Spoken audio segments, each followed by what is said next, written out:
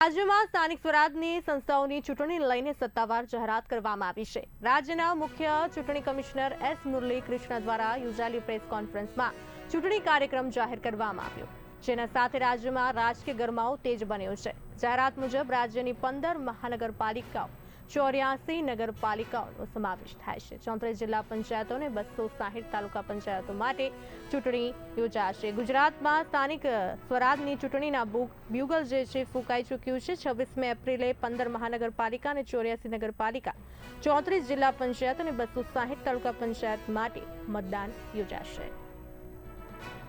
આ સાથે વધુ માહિતી આપવા માટે અમારા એસોસિએટ એડિટર ઉમંગ સોની જોડાઈ ચૂક્યા છે। ઉમંગજી, ગુજરાતમાં સ્થાનિક સ્વરાજની ચૂંટણીના જે છે બ્યુગલ ફૂંકાઈ ગયા છે, કેટલી મહત્વપૂર્ણ છે આ ચૂંટણી?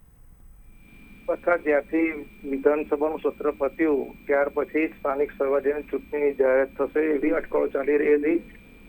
31 તારીખે નરેન્દ્ર મોદી સાહેબ જે વડાપ્રધાન છે, જે ગુજરાતના પ્રવાસે આવ્યા હતા, તેમને ઘણી બધી પ્રજા માટે સહાયોની ખાતમુહૂર્ત અને અનેક સહાયની જાહેરાત કરી। ત્યારથી એવું લાગતું હતું કે 24 થી 48 કલાકની અંદર ગુજરાતમાં સ્થાનિક સ્વરાજ્યની ચૂંટણીની જાહેરાત થશે। આજે ચૂંટણી પંચે જે જાહેરાત કરી છે તેમાં 15 મહાનગરપાલિકાની ચૂંટણી છે, 260 તાલુકા પંચાયતની ચૂંટણી છે, 34 જિલ્લા પંચાયતની ચૂંટણી છે। આ તમામ ચૂંટણીની જાહેરાત કરી છે। 26 તારીખે ચૂંટણીનું મતદાન છે, 28 તારીખે મતગણતરી છે। કુલ 4 કરોડ 40 લાખ લોકો જેટલા મતદાન કરશે। એનો મતલબ એવો કે ગુજરાતની 75% પ્રજા આ ચૂંટણીમાં ભાગ લેશે। તમે જાણી દઉં કે મહાનગરપાલિકામાં હંમેશા ભાજપનું વર્ચસ્વ રહ્યું છે અને ભૂતકાળની અંદર તાલુકા પંચાયત હોય, જિલ્લા પંચાયત, એમાં કોંગ્રેસનું બોડી બનતી હતી, પરંતુ છેલ્લા 1-2 ટર્મથી તેમાં ભાજપે મોટાભાગે તાલુકા પંચાયત, જિલ્લા પંચાયત કબજે કરી છે। આ ચૂંટણી પછી આવનાર વિધાનસભાની ચૂંટણીમાં કયા પક્ષનું ગુજરાતમાં કેટલું મહત્વ છે તેનું આંકલન થશે। આમ આ ચૂંટણી ગુજરાત માટે ખૂબ જ મહત્વની છે, તમામ પક્ષો માટે। જી બિલકુલથી ખૂબ જ મહત્વની છે। ઉમંગજી, મતદાન ટકાવારીને લઈને પણ વાત કરીએ, છેલ્લા કેટલાક વર્ષોમાં ઘટતી અને વધતી રહી છે, તો આ વખતે શું ટ્રેન્ડ રહેશે? તમે જણાવી દો કે ધમધોકાર તાપમાં ચૂંટણી છે, એટલે જે નેતાઓ ઉભા રહ્યા છે, જે રાજકીય પક્ષના નેતા હોય કે જે ઉમેદવાર હોય, તેમને પ્રજાને ઘરમાંથી કાઢીને વોટ કરાવો એ ટોળાના ચણા જવા જેવું થઈ જશે। સામાન્ય રીતે શહેરોમાં મતદાન ઓછું થાય છે અને ગ્રામ્ય વિસ્તારમાં વધુ થાય છે। હવે આ વખતે ગરમી જે 26 તારીખે કેવી છે એના પછી નક્કી થશે કે ઉમેદવારોને કેટલી મહેનત હશે। ભાજપ પાસે સંગઠન મજબૂત છે। ભાજપની એક રણનીતિ એવી રહી છે કે મોટા ભાગના મતદારોને ચૂંટણી મથક સુધી લાવવા એ ભાજપનું મુખ્ય કાર્ય છે અને તેમાં ભાજપ ઘણા સમયથી મહદઅંશે સફળ રહી છે અને તેના પરિણામે ભાજપનો ઉત્તરોત્તર વોટશેર વધતો જાય છે। હવે આ ચૂંટણીમાં કયા પક્ષના મતદારો કેટલું વોટિંગ કરશે તે જોવાનું રહ્યું અને કયા પક્ષને સૌથી મહત્તમ ફાયદો થશે એ 28 તારીખે મતગણતરી થશે, ત્યારબાદ ખબર પડશે કે કયા પક્ષે કેટલી મહત્વની ચૂંટણીમાં કોને કેટલું પરિણામ આવે છે અને કયા ઉમેદવારો કયા પક્ષના સુધી વધુ ચૂંટાય છે। જી ઉમંગજી, ચૂંટણીના જે પરિણામો આવશે ત્યારે જે રાજ્યની રાજનીતિ માટે કેટલા ટર્નિંગ પોઈન્ટ આપને દેખાઈ રહ્યા છે આગળ? આ જે સ્થાનિક સ્વરાજ્યની ચૂંટણી એ વિધાનસભાને નજરમાં રાખીને થશે, કારણ કે આવતા એક વર્ષની અંદર ગુજરાતમાં વિધાનસભાની ચૂંટણી છે। હવે તમે જણાવી દઉં કે આ વિધાનસભાની ચૂંટણીનો મુખ્યત્વે આધાર ગ્રામ્ય પક્ષો ગ્રામ્યમાં હોય છે, એટલે તાલુકા પંચાયત, જિલ્લા પંચાયતમાં હોય છે અને શહેરીજનોમાં મહાનગરપાલિકા અને નગરપાલિકામાં હોય છે। હવે જોઈએ કે દર વખતે તમે જોવું કે ગઈ વખતે ભાજપે રેકોર્ડ બ્રેક જીત કરી હતી। ગુજરાતમાં ક્યારેય ન હતી એટલી બધી સીટો ભાજપે જીતી। એનો મતલબ સાફ છે કે ભાજપનું એક રણનીતિ એવી હોય છે કે તેઓ દર મહિને, 2 મહિને કે 3 મહિને એવા પ્રોગ્રામ પ્રજા પાસે રહી જાય છે કે જે નરેન્દ્ર મોદી સરકારે કે ગુજરાત સરકારે પ્રજા માટે કર્યા હોય તેની વાતો પ્રજાના છેવાડા સાથી સુધી પહોંચાડે છે।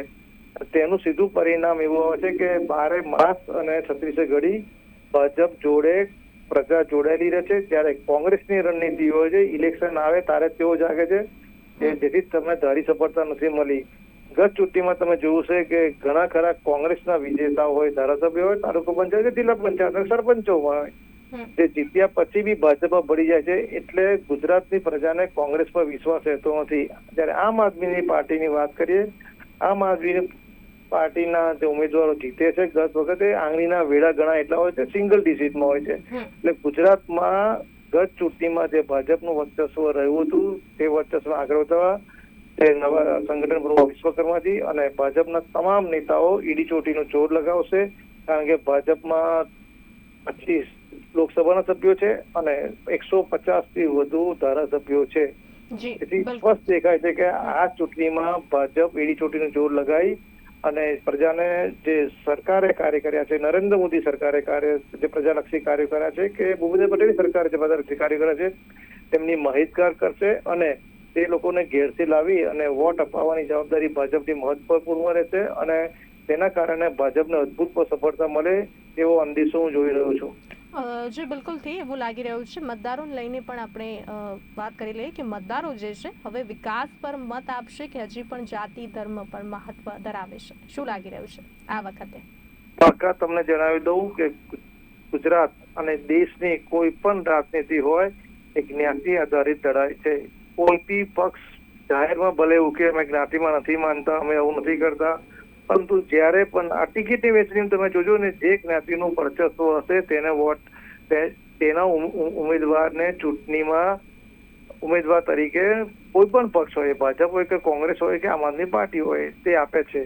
હવે તમે એની વાત કરીએ કે વિકાસ 100% ભણેલા ગણેલી જે પ્રજા છે, જે વિકાસને વોટ લક્ષી, જે નરેન્દ્ર મોદી સરકારે છેલ્લા ગુજરાતમાં જે વિકાસ કર્યો અને ગુજરાત મોડલને દેશભરમાં લાવ્યા અને દેશભરમાં તમે જાણતા હશો કે મોટા ભાગના રાજ્યોમાં અત્યારે એનડીએ શાસક પક્ષો કામ કરે છે. તેનું મહત્વનું કારણ એ છે કે ગુજરાતમાં જે વિકાસનું મોડલ આવ્યું, દેશમાં નરેન્દ્ર મોદી લઈ ગયા, વડાપ્રધાન બન્યા અને પ્રજાને ગમ્યું છે. કે કોને વિકાસ ના ગમે?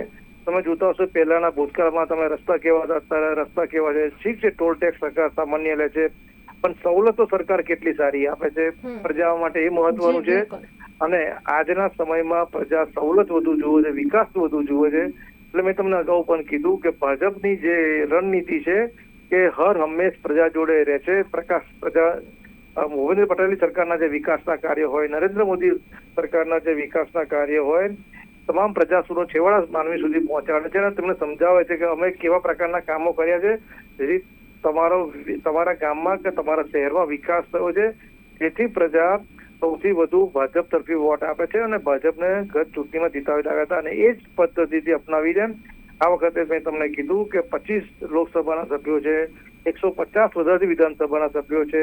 તમામ લોકો ભાજપને જીતાડવા માટે ઈડી ચોટીનું લગાવશે અને અદભુત સફળતા મળે આ ચૂંટણીમાં હું જોઈ રહ્યો છું ભાજપ તરફી.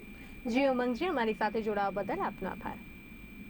તો સ્થાનિક સ્વરાજની ચૂંટણીના પડઘમ વાગી ગયા છે. 26મી એપ્રિલ 15 મહાનગરપાલિકા, 84 નગરપાલિકા, 34 જિલ્લા પંચાયત અને 260 તાલુકા પંચાયત માટે મતદાન યોજાશે. 28મી એપ્રિલે મતગણતરી હાથ ધરાશે. રાજ્યમાં ચૂંટણીની જાહેરાત થતાં જ જે છે આજથી આદર્શ આચાર સંહિતાનો અમલ થઈ ચૂક્યો છે.